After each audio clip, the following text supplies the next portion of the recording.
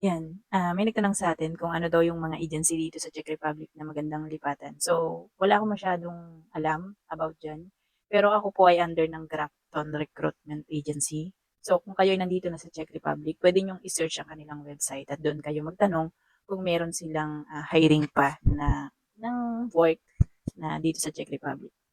So, sila is meron silang agency located dito sa, I think sa Ustinad, Labem, but I'm not sure kung meron din sila sa Prague. So, pwede naman kayong mag-check via online. So, dito rin naman yung Grape Care Ltd. Yun nga lang hindi ko kasi masyadong kabisado kung ano yung mga company na under ng dalawang agency na 'to na alam ko. So, basta ang alam ko yung Grafton is under niya ang DHL. So, DHL Chubb, 'yan, sa kanila po 'yan. May under sila diyan sa DHL Chubb. So, magtanong na lang kayo do'n at saka doon sa mga lilipatan na company.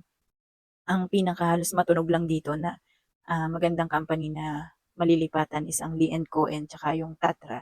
So, I'm not sure kung yung Tatra is hanggang ngayon is, free accommodation pa rin sila. Pero before, as far as I know, is free accommodation po sila. And then sunod din sila sa kung ano yung basic salary ng Czech Republic. Kaya kung ang basic salary ng Czech Republic is 28,000, so 28,000 din ang kanilang minimum basic salary.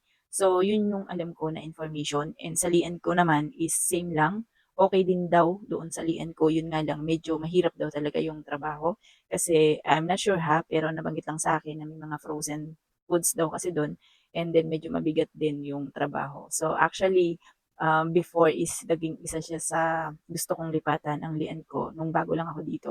Kaya lang hindi ako tumuloy kasi nga natanggap ako dito sa in-applyan ko na company. So yun lang yung mga alam ko na company na okey dito and then kung gusto niyo naman puwede kayong, magtanong sa ating OFW in Czech Republic kung saan, may mga communities ng mga Pilipino. Puwede po kayong magtanong kung meron silang alam na magandang lipatan.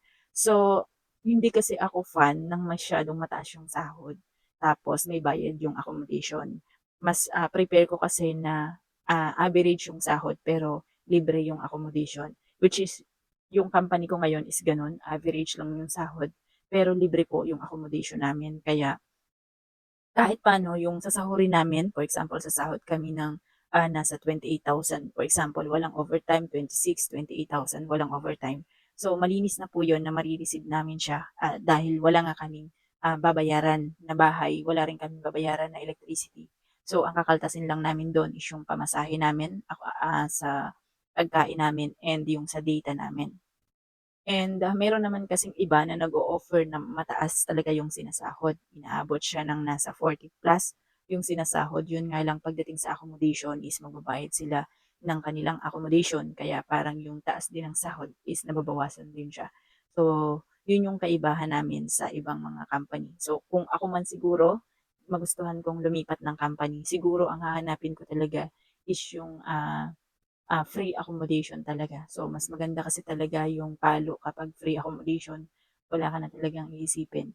So, pwede naman kayong maglapag ng mga company niyo dito, kung meron sa inyo dito na gustong maglapag ng company nila dito sa Czech Republic. Kasi may nagtanong sa atin sa ating YouTube channel kung meron daw ba akong alam na pwede nilang lipatan dito sa Czech Republic na okay yung sahod. So, hindi kasi ako makakapagbigay ng exact dahil siyempre ang napuntahan ko lang na company is ang Daikin at saka yung company ko ngayon. Which is kung sa Daikin po is okay lang naman ang sahod sa Daikin. Yun nga lang, may bayad kasi ang accommodation kaya lumiliit yung sahod namin doon.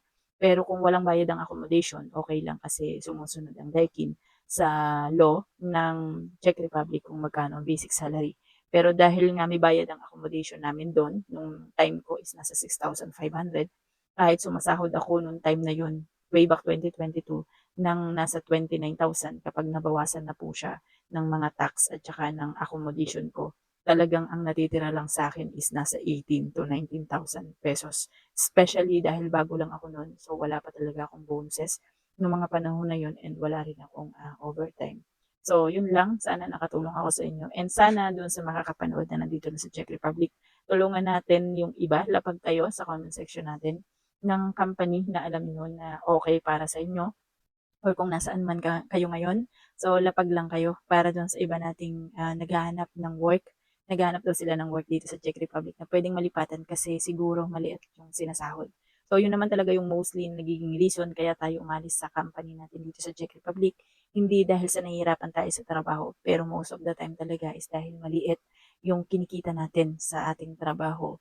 Na kapag kinaltas natin lahat ng mga bayarin natin, kagaya ng isa nga yung accommodation, is talagang halos wala nang natitira tapos magpapadala pa tayo sa family natin sa Pinas na kapag nagpadala tayo ng 15,000 is parang maliit pa para sa kanila. So, yun talaga. Talagang ganun.